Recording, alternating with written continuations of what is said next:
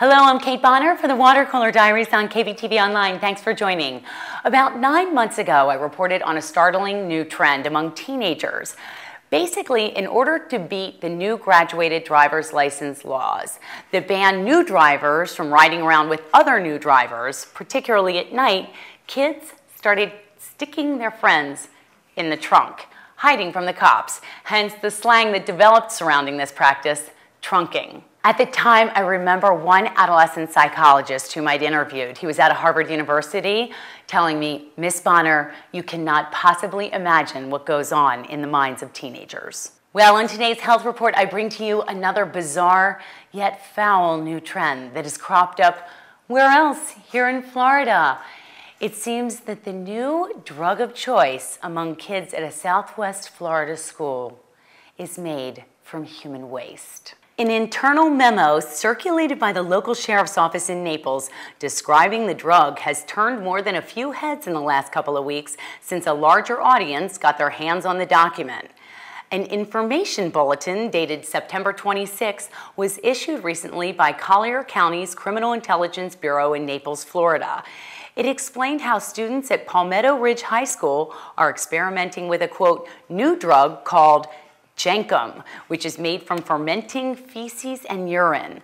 Apparently, the sheriff's office got wind of this new drug when a concerned parent called saying her child had learned about the drug through conversations with several students at the school. The Urban Dictionary defines Jenkem as a homemade substance made of fecal matter and urine, and this is how it's made. The sewage is put in a container with a balloon on top to capture the fumes. The gases are then inhaled to achieve a hallucinogenic and reportedly euphoric high. According to the bulletin, it takes only about 10 seconds to start feeling the high, with the most severe hallucinations happening within 20 minutes.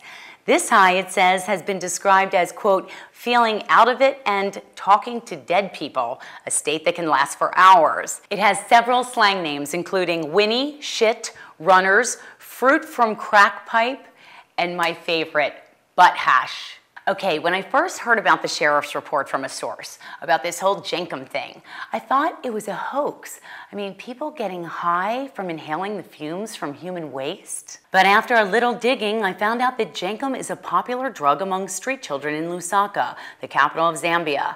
For these kids, human waste, which is available in huge abundance there, is a cheap substitute for inhaling glue or gasoline to get high. The BBC News interviewed one 16-year-old boy from Lusaka who described it in this way, and I quote, "With glue, I just hear voices in my head.